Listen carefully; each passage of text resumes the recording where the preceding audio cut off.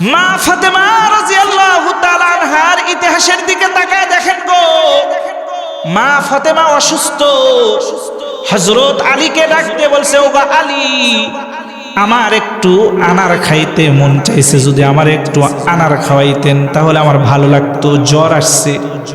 তো হযরত আলী গরিব মানুষ ছিল, মদিনার ভিতরে চলে গেছে। কিছু কাজ জোগাড় করার পরে 2-4টা টাকা নিয়ে মদিনার বাজারের ভিতরে চলে গেছে।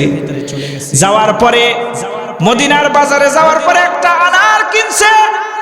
আনার কেনার পরে ওই আনারটা বিবির জন্য নিয়ে বাড়ির দিকে রওনা দিছে। ঠিক যখন বাড়ি আর বাজারের মাঝখানে আসছে, এমত অবস্থায় আল্লাহ পাক রব্বুল আলামিন একটা ভিক্ষুককে পরীক্ষা করার জন্য হযরত আলী রাদিয়াল্লাহু তাআলা আনহুর কাছে পাঠায় দিছে। বলেন সুবহানাল্লাহ। ভিক্ষুক আশা কয়, আলী, আমি অসুস্থ গো, কয়দিন হলো অসুস্থ, আমার একটু আনার খাইতে মন চাইছে, তুমি যদি আমার একটু আনার খাওয়াইতা তাহলে আমার অসুখ মনে হয় ভালো হয়ে যাইত।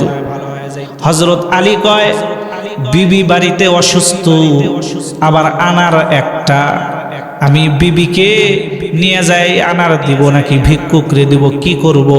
সঙ্গে সঙ্গে কোরআনের ওই আয়াতের কথা স্মরণ হয়ে গেছে, ওয়া আম্মাস সাইলা ফালা তানহার, খবরদার ভিক্ষুকরে ধমক দিও না, যা পারো একটু দিয়া দিও।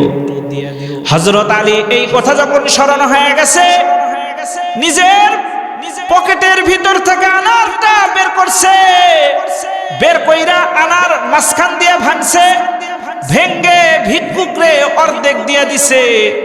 দিয়ে বাকি অর্ধেক নিয়ে যখন বাড়ির দিকে রওনা দিছে, ঠিক এমন সময় পিছন দিক দিয়ে ওই ভিক্ষুক আবার ডাকছে, বলে, আলী, অর্ধেক আনার খাইছি গো আলী, খাওয়ার পরে অর্ধেক অসুখ ভালো হয়ে গেছে, বাকি অর্ধেক যদি খাইতে পারতাম তাহলে বাকি অর্ধেক মনে হয় ভালো হয়ে যাইত। হযরত আলী কয়, বিবি অসুস্থ, কি করব গো? বিবির জন্য নিয়ে যাব না, ভিক্ষুকরে দিব। আবার কোরআনের আয়াত স্মরণ হয়ে গেছে, সঙ্গে সঙ্গে বাকি অর্ধেক ভিক্ষুকরে দিয়ে দিছে। বলেন সুবহানাল্লাহ। আমরা হলে কি করতাম কোন দেখি?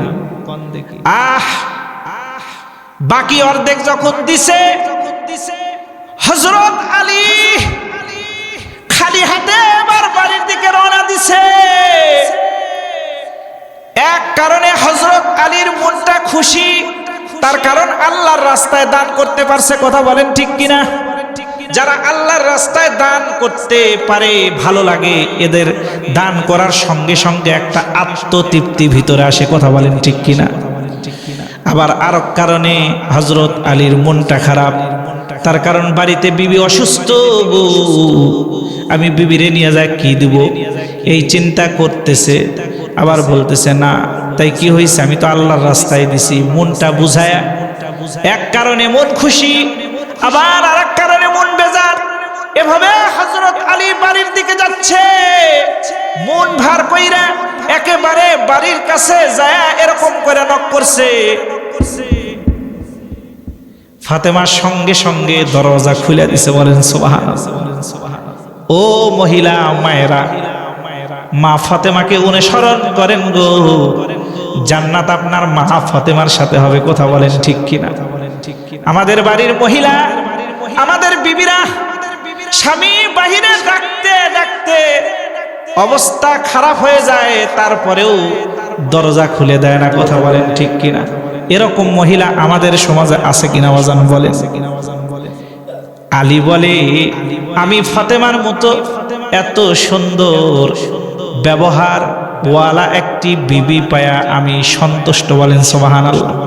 হাদিসে আসছে, কোন স্বামী যদি তার বিবির ব্যাপারে বলে, আল্লাহ আমি এই বিবিটা পায়া খুশি, তো সঙ্গে সঙ্গে ওই বিবির জন্য আল্লাহ তাআলা জান্নাতের ব্যবস্থা করে দেয়। বলেন সুবহানাল্লাহ।